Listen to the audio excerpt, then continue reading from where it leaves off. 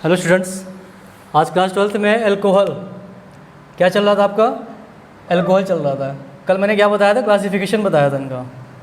और क्लासिफिकेशन कल मैंने 3 टाइप्स के बताए थे। एक बताया था क्लासिफिकेशन कि सैचुरेटेड और अनसैचुरेटेड एल्कोहल कैसे होते हैं, और एक बताया था कि संख्या के आधार पर मीन्स नंबर्स के आधार पर हाइड्रोक्सिल ग्रुप्स के क्लासिफिकेशन कैसे किए जाते हैं, और मैंने बताया था कार्बन और अल्कोहल के बीच के नेचर का क्लासिफिकेशन बताया था। यानी कि 3 टाइप्स के आपको कल नेचर बताए गए थे। आज बताने जा रहे हैं नॉमेनक्लेचर ऑफ एल्कोहल्स, एल्कोहलों का नामकरण।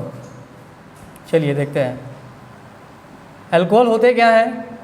OH होता है। इनके भी क्या होते हैं? 2 नेम होते हैं इसके भी। सफिक्स पे इसको क्या कहा जाता है? हाइड्रोक्सी कहता है। प्रफिक्स में क्या कहते हैं इनको? हाइड्रोक्सी कहता है। बट सफिक्स में क्या कहते हैं इनको? ऑल कहता है। तो देखिए, जब एल्कोहल का नॉमेनक्लेचर आता है या नामकरण आता है तो 2 टाइप्स के नामकरण होते हैं। एक होता है इनका कॉमन नेम, जिसको बोलते हैं साधारण नाम। दूसरा क्या होता है इनका? IUPAC होती है, IUPAC नाम। चलिए देखते हैं कॉमन नेम में क्या होता है। तो कॉमन नेम के एग्जांपल्स क्या होंगे यहाँ से? जैसे कोई एल्कोहल मान लेते हैं कि किसी भी चेन पे लगा होता है, यानी मेरे पास 2 कार्बन की चेन है, तो इसका कॉमन नेम क्या हो जाएगा? 1,2, यानी कि 2 कार्बन और 5 हाइड्रोजन हैं, तो 2 कार्बन 5 हाइड्रोजन क्या कहलाते हैं? एथिल कहलाते हैं। और जनरली इनको एल्कोहल ही लिख दिया जाता है, यानी कि क्या नाम हो जाता है? Ethyl alcohol. फिर दूसरा एग्जाम्पल CH3OH, इसका कॉमन नेम क्या होगा? Methyl alcohol. फिर अगला एग्जाम्पल CH3 CH2 CH2OH। यहाँ पर देखते हैं 3 कार्बन है, 1 2 3 3 2 5 2 7, प्रोपिल हो गया। इसका नाम क्या हो जाएगा? Propyl alcohol. तो ये इनके क्या होते हैं? ये कॉमन नेम होते हैं। बट IUPAC नेम क्या होता है इनका? IUPAC नेम क्या होती है वो देख लेते हैं। IUPAC नेम में जो एल्कोहल होते हैं उनका क्या चलता है? ये सफिक्स चलता है।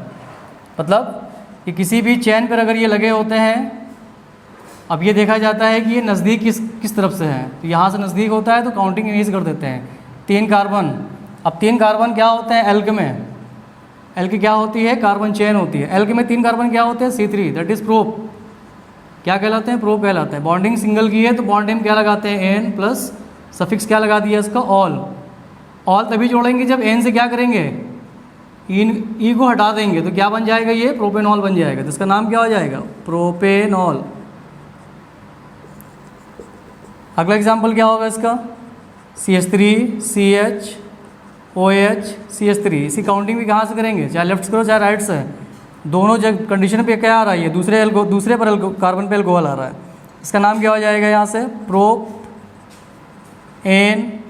और 1 ऑल। प्रोपेन कार्बन चेन हो गई, और दूसरे पे लग गया तो क्या हो जाएगा? 2 ऑल हो जाएगा। प्रोपेन, या क्या इसको क्या बोलेंगे? प्रोपेन 2 ऑल बोलेंगे, या 2 प्रोपेनॉल भी इसको कह सकते हैं। 2 प्रोपेनॉल, या इसको बोल सकते हैं आइसोप्रोपेनॉल। आइसो क्यों कहा गया? क्योंकि जो एल्कोहल लगा वो दूसरे कार्बन से है, तो इस कार्बन का नेचर क्या है? इस क्लासिफिकेशन देखा जाएगा अगर, तो क्या है? ये 2 डिग्री कार्बन है। कैसा कार्बन बेटा? ये 2 डिग्री कार्बन है। तो 2 डिग्री कार्बन के हिसाब से एल्कोहल का भी नेचर क्या हो जाएगा? चेंज हो जाएगा। तो भी क्या हो जाएगा? 2 डिग्री एल्कोहल हो जाएगा। इस 2 डिग्री एल्कोहल को कहा जाता है आइसो एल्कोहल, या आइसो उसको प्रोपेनॉल भी कह सकते हैं।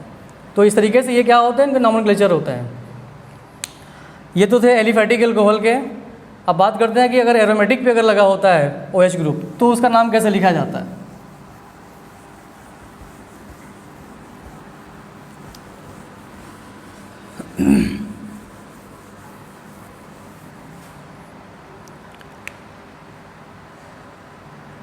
अब आते हैं एरोमेटिक एल्कोहल को नामकरण। एरोमेटिक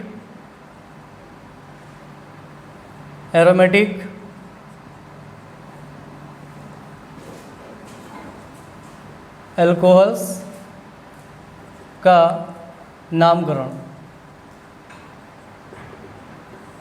एरोमेटिक एल्कोहल क्या होते हैं? मतलब एक बेंजीन रिंग होती है, अगर उस पर डायरेक्टली अगर OH लगा होता है तो ये भी क्या होता है? ये एरोमेटिक एल्कोहल होते हैं। बट इनका नाम क्या होता है? फिनॉल। ये क्या कहलाते हैं? फिनॉल कहलाते हैं। अब यही देखते हैं और अगला एग्जाम्पल।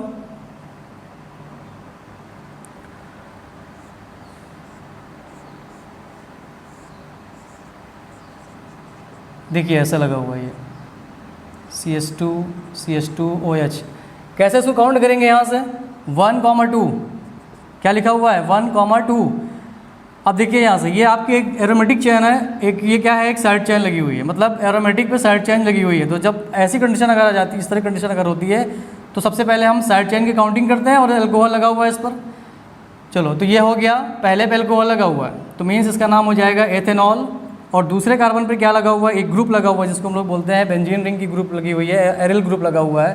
तो इसका नाम क्या होता है एरिल में? इसका नाम होता है फेनिल। तो ये क्या लिखा जाएगा यहाँ से? 2 फेनिल। इसी कोई काउंटिंग नहीं होती है, एज अ फंक्शनल ग्रुप के तौर पे लगा हुआ है ये C6H5। तो इसका नाम क्या हो जाएगा? 2 फेनिल कॉमा एथेनॉल। क्या नाम हो जाएगा इसका? 2 फेनिल एथेनॉल हो जाएगा। अगला एग्जाम्पल देखते हैं यहाँ से। ये यहाँ पे लग गया CH2OH। कैसे काउंटिंग करेंगे? 1 2 3। अब इसका नाम क्या हो जाएगा? 3 फेनिल प्रोपेनॉल। क्या नाम होगा? 3 फेनिल प्रोपेनॉल। ये बन गया इसका 3 फेनिल प्रोपेनॉल हो गया। या प्रोपेनॉल 1 भी कर सकते हैं या प्रोपेन 1 भी कर सकते हैं इसको हम। चलिए देखते हैं फिर अगला एग्जाम्पल इसी का ही।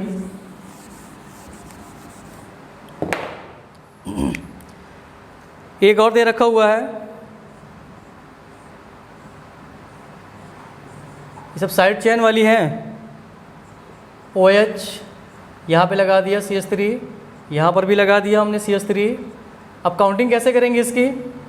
एज ए टर्शियरी अल्कोहल की तरह लग रहा है आपको, देखोगे तो टर्शियरी अल्कोहल लगेगा बिल्कुल, क्योंकि यहाँ पर 2 एल्काइल ग्रुप लग गए, एक एरिल ग्रुप लग गया। मतलब ये कैसा अल्कोहल है? अगर देखा जाता है तो ये अनसिमेट्रिकल अल्कोहल हो गया। कैसे? क्योंकि 2 एल्काइल ग्रुप एक जैसे हैं बट एक एरोमेटिक लगा हुआ है, रिंग के तौर पे लगी हुई है। तो यहाँ पर एल्किल 2 और एरिल 1, तो कैसा बन गया? ये कुछ अनसिमेट्रिकल सा हो गया। अब देखते हैं काउंटिंग कैसे करेंगे। 1 2 3। तो इसका नाम क्या हो जाएगा? 2 फेनिल कॉमा 2 प्रोपेनॉल या propane 2 all. Propane 2 all. Propane क्यों कहा गया? क्योंकि साइड चेन 3 कार्बन की है, 1 2 3, तो प्रोप हो गए। बॉन्डिंग चूंकि सिंगल की है तो बॉन्ड नेम लगाया N, दूसरे पर अल्कोहल लग गया और बन गया 2 ऑल, तो ये बना प्रोपेन 2 ऑल। और ये एज अ फंक्शनल ग्रुप तो दूसरे पे लगा हुआ है, तो इसको क्या पढ़ेंगे? 2 फेनिल प्रोपेन 2 ऑल। अगला एग्जाम्पल देखते हैं यहाँ से।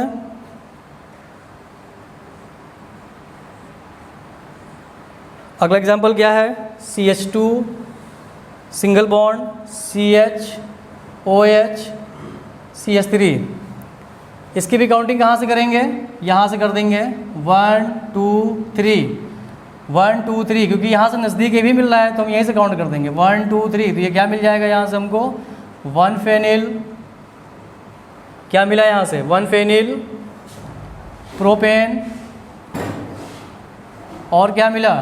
2 ऑल। ये हो गए इनके नॉमेनक्लेचर। ये एरोमेटिक अल्कोहल्स के हो गए और वो एलिफेटिक अल्कोहल्स के थे। चलिए फिर आते हैं।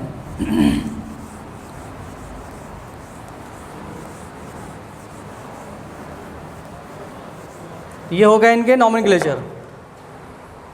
अब आते हैं इनके प्रिपरेशन। जनरल प्रिपरेशन में आते हैं हम लोग, जनरल मेथड में आते हैं, जनरल प्रिपरेशन में आते हैं मोनोहाइड्रिक अल्कोहल्स के। तो यहाँ पे हम लिखेंगे मोनोहाइड्रिक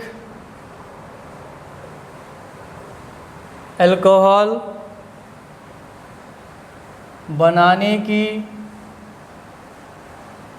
सामान्य विधियाँ।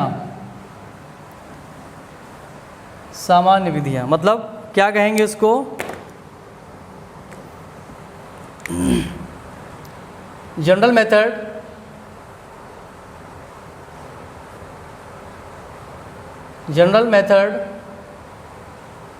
Of monohydric alcohols.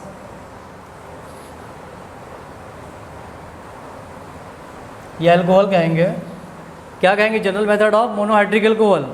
Monohydric alcohol बनाने की सामान्य विधियाँ हैं, कैसे इनको बनाया जाता है, कैसे इनको प्रिपेयर किया जाता है, मेथडों से कैसे, या जनरल मेथड में ही है क्योंकि लेबोरेटरी तो है नहीं है, क्योंकि स्पेशली मैं इसी चीज़ से बनाऊँ उसको, क्योंकि सामान्य विधियों मतलब होता है क्या है, मैं किसी चीज़ से बना सकता हूँ, बनाना है तो बनाना है।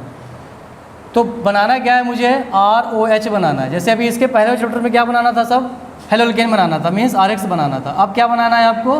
हाइड्रिक मोनोहाइड्रिक अल्कोहल बनाना है। मोनो मतलब क्या होता है? एक एल्कोहल वाला मुझे प्रोडक्ट बनाना है। चलिए आते हैं नंबर फर्स्ट। पहली जो रिएक्शन होती है इससे मैं बताऊंगा।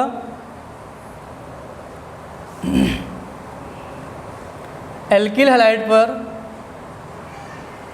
एल्किल हैलाइड पर जल अपघटन द्वारा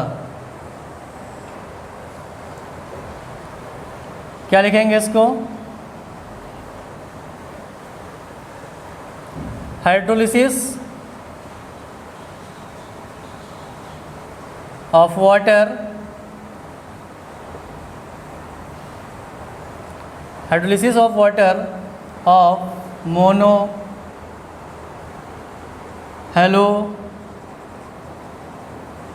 एल्केन। मतलब क्या हो रहा है? मोनो हेलो एल्केनों पर जल की अपक्रिया, जल का अपघटन दिखाया जा रहा है। तो रिएक्शन क्या होगी इसकी? किस पे दिखाना है? मोनो हेलो एल्केन पर दिखाना है। और मोनो हेलो एल्केन क्या होता है बेटा? RX पर क्या दिखाना है? वाटर। वाटर मतलब H2O। जब किसी भी अपक्रिया एल्काइल हैलाइड में वाटर का क्या होता है, जब रिएक्शन होता है, वाटर एक अटैकिंग रिएजेंट के तौर पे लगा होता है। तो जब वाटर से अपक्रिया करवाई जाती है मोनो हेलो एल्केन की, तो यहाँ पर रिएक्शन जो होती है वो एसिडिफिकेशन पर होती है। मतलब अपक्रिया अम्लीकृत या अपक्रिया अम्लीय माध्यम पर होती है। और फिर क्या करते हैं? इसकी हीटिंग करते हैं। तो RX लिखा हुआ है, H2O लिखा हुआ। अब आपको पता है कि H2O में क्या होता है? एक H होता है और एक OH होता है। मुझे बनाना है क्या है? ROH बनाना है।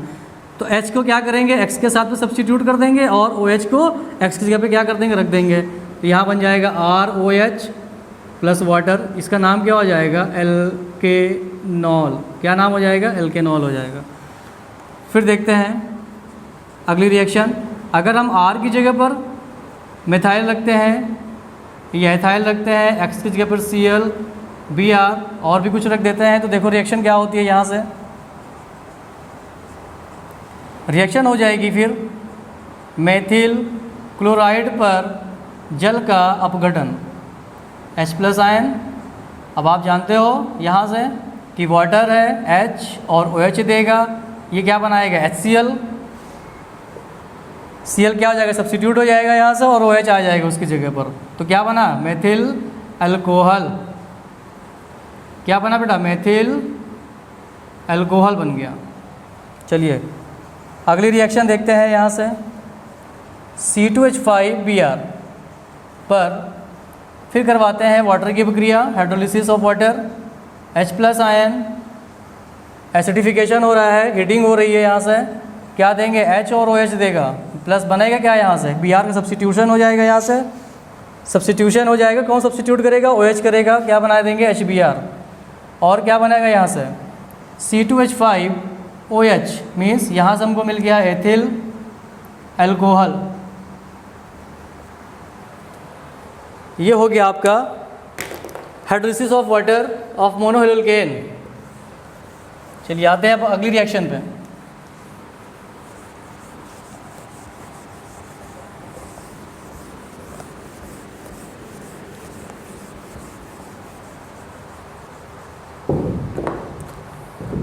तो अगली रिएक्शन क्या होगी?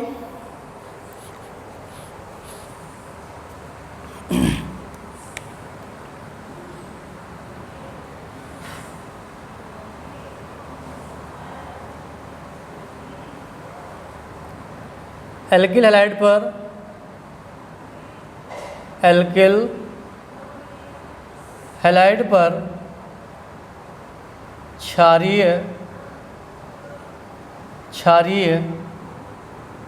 अपघटन। मतलब एल्किल हैलाइड पे क्या करना है? मुझे क्षारीय अपघटन दिखाना है।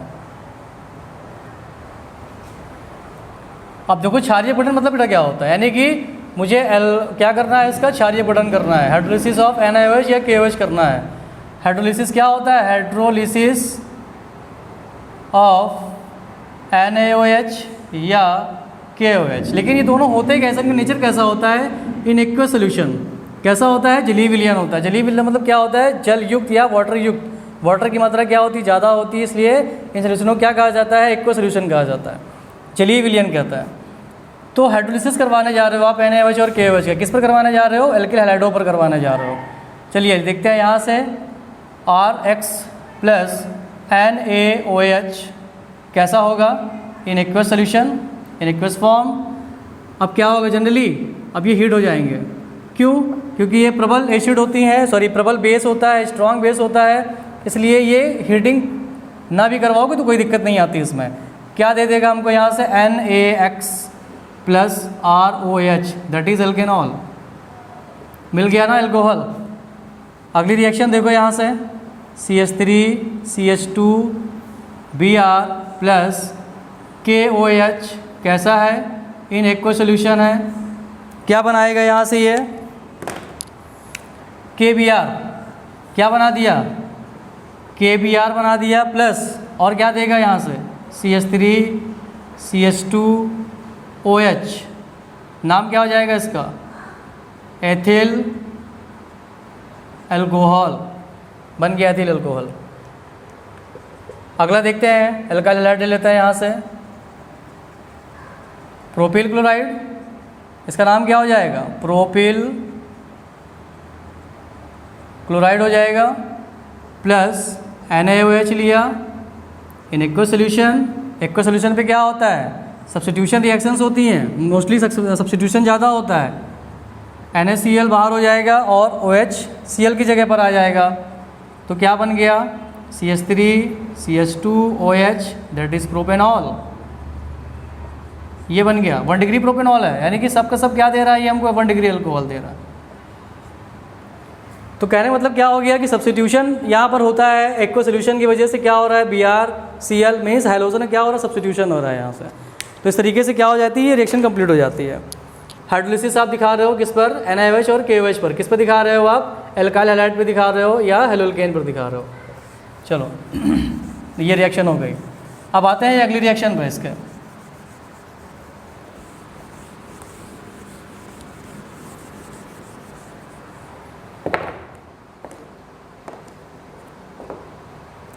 अगली क्रिया देखते हैं, प्राथमिक एमीन पर या प्राइमरी एमीन है। पहले लिखते हैं यहाँ से प्राथमिक एमीन, प्राथमिक एमीन पर नाइट्रस अम्ल की क्रिया द्वारा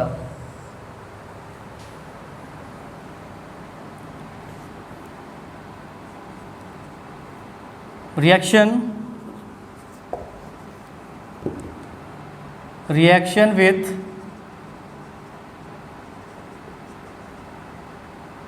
with nitrous acid of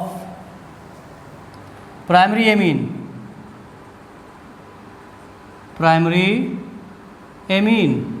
अब प्राइमरी एमीन क्या होती है, पहले देखते हैं कि प्राइमरी एमीन में फंक्शनल ग्रुप एमीन जो लगा हुआ है, एमीन क्या होता है, NH2 होता है। मीन्स NH2 अगर पहले कार्बन से ऐड है, R से लगा हुआ है, कार्बन से जुड़ा होता है, पहले कार्बन से जुड़ा होता है, दैट इज़ 1 डिग्री एमाइन।